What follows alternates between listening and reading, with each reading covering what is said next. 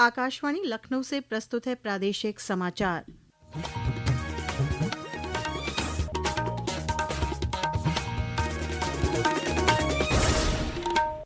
मुख्य समाचार। प्रधानमंत्री नरेंद्र मोदी ने आज वीडियो कॉन्फ्रेंसिंग के जरिए विभिन्न सरकारी विभागों के चयनित कर्मचारियों को सौंपे नियुक्ति पत्र।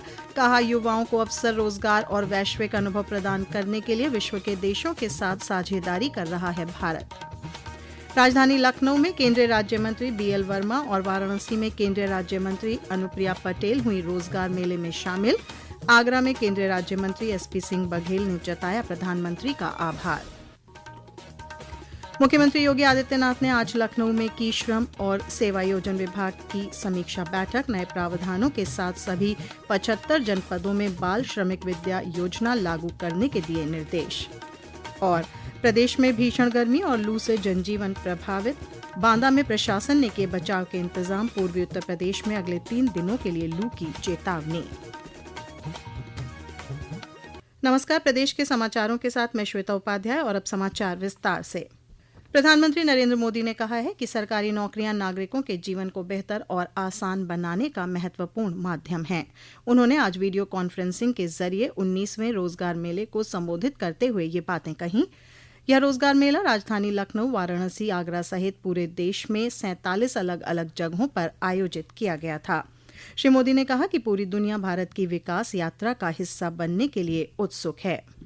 दुनिया भारत के युवाओं और भारत की टेक्नोलॉजिकल प्रोग्रेस को लेकर बहुत उत्साहित है। आज दुनिया भारत की विकास यात्रा का हिस्सा बनना चाहती है। भारत भी दुनिया के अलग अलग देशों के साथ पार्टनरशिप कर रहा है। इसका उद्देश्य यही है कि भारत के युवाओं को अवसर मिले, रोजगार मिले, उनका सामर्थ्य खिल उठे। साथ साथ मैं चाहता हूं मेरे देश के नौजवानों को ग्लोबल एक्सपोजर भी मिले। प्रधानमंत्री ने कहा कि भारत विश्व के कई विभिन्न देशों के साथ साझेदारी भी कर रहा है, जिसका मकसद देश के युवाओं को अवसर, रोजगार और वैश्विक अनुभव दिलाना है। उन्होंने कहा कि देश अब पूरी दुनिया का एक भरोसेमंद सप्लाई चेन पार्टनर बनता जा रहा है। प्रधानमंत्री ने बताया कि युवाओं के लिए रोजगार के नए नए अवसर पैदा किए जा रहे हैं। लखनऊ में आयोजित कार्यक्रम में केंद्रीय राज्य मंत्री बीएल वर्मा ने कहा कि पूरी पारदर्शिता के साथ नियुक्ति की प्रक्रिया संपन्न की जा रही है। लखनऊ में 330 अभ्यर्थियों के लिए नियुक्ति पत्र हमने दिए और मैं कह सकता हूँ यह माननीय प्रधानमंत्री के नेतृत्व में 12 लाख से भी ज्यादा लोगों के लिए पारदर्शी तरीके से नियुक्तियां करके इस तरह से महिलाओं के माध्यम से नियुक्ति पत्र देने का काम होता है। वाराणसी के बरेका परिसर में भी कार्यक्रम का आयोजन किया गया। कार्यक्रम में केंद्रीय राज्य मंत्री अनुप्रिया पटेल मुख्य अतिथि के रूप में शामिल हुई। इस दौरान 341 अभ्यर्थियों को नियुक्ति पत्र वितरित किए गए। उन्होंने कहा कि सरकारी नौकरी युवाओं को आत्मनिर्भर बनाने के साथ ही राष्ट्र सेवा का अवसर भी प्रदान करती है। अपने काम को खुद एनालाइज करिए, खुद उसका विश्लेषण करिए। ये काम मैंने किया, मैं इससे 100% सैटिस्फाइड हूँ। क्या और किसी तरीके से किया जा सकता है और बेहतर ढंग से किया जा सकता है? और हर काम में इम्प्रूवमेंट का हमेशा स्कोप होता है। और एक दिन में बहुत लंबी छलांग मारनी है ऐसा भी मत सोचिए। Take small steps, that is growth. छोटे-छोटे स्टेप्स लीजिए। अपने लिए हमेशा जीवन में आप रियलिस्टिक और अचीवेबल टारगेट सेट करो और ये जरूरी होता है। आगरा में रोजगार मेले का शुभारंभ केंद्रीय राज्य मंत्री प्रोफेसर एसपी सिंह बघेल ने किया। श्री बघेल ने रोजगार मेले के लिए प्रधानमंत्री का आभार व्यक्त किया। मैं प्रधानमंत्री को धन्यवाद देना चाहूँगा कि देश को जो उन्होंने सरकारी नौकरियों के रोजगार के लिए वादा किया था वो पूरा हुआ है। इसके अलावा भी जैसा उन्होंने अपने वक्तव्य में कहा, तमाम स्टार्टअप के माध्यम से, अन्य माध्यम से भी रोजगार दिए जा रहे हैं। रोजगार मेले में सरकार के अलग अलग विभागों और संगठनों में चयनित 51,000 से भी ज्यादा युवाओं को नियुक्ति पत्र बांटे गए। मुख्यमंत्री योगी आदित्यनाथ ने आज लखनऊ में श्रम एवं सेवायोजन विभाग की विभिन्न योजनाओं, कार्यक्रमों और प्रस्तावित योजनाओं की समीक्षा बैठक की। पेश है एक रिपोर्ट।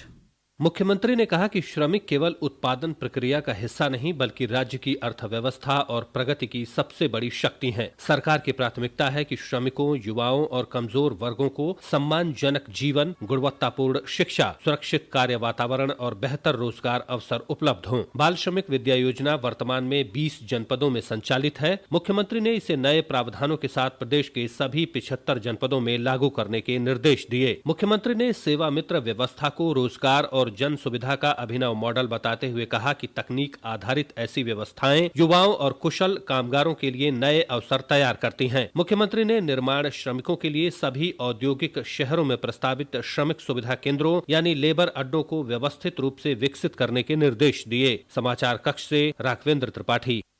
ये समाचार आप आकाशवाणी लखनऊ से सुन रहे हैं। ताज़ा समाचार जानने के लिए आप हमारी वेबसाइट newsonair.gov.in पर लॉगिन कर सकते हैं। इसके साथ ही आप प्रादेशिक समाचारों का ये बुलेटिन हमारे YouTube channel news on AIR Lucknow पर भी सुन सकते हैं। 2 पैन कार्ड मामले में रामपुर में MP MLA सेशन कोर्ट ने आज सपा नेता आजम खां और अब्दुल्ला आजम की सजा बढ़ाने की अपील पर फैसला सुनाया। कोर्ट ने आजम खां की 7 साल की सजा को बढ़ाकर अब 10 साल कर दिया है। वहीं उनके बेटे अब्दुल्ला आजम की 7 साल की सजा को बरकरार रखा है, लेकिन उनके जुर्माने की रकम को बढ़ाया है।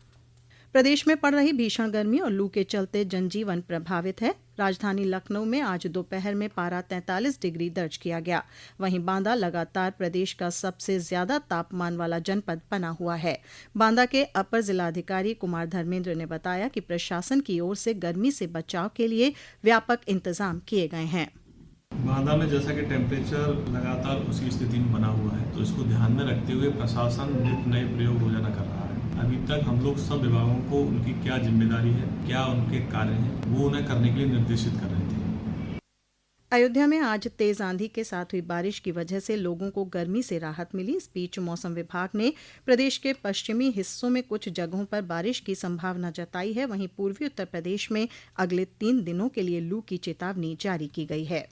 उत्तर प्रदेश मदरसा शिक्षा परिषद लखनऊ द्वारा संचालित मुंशी मौलवी सेकेंडरी तथा आलिम सीनियर सेकेंडरी बोर्ड परीक्षा वर्ष 2026 का परिणाम आज घोषित किया गया। इस वर्ष मदरसा बोर्ड परीक्षा का कुल परिणाम 88.26% रहा।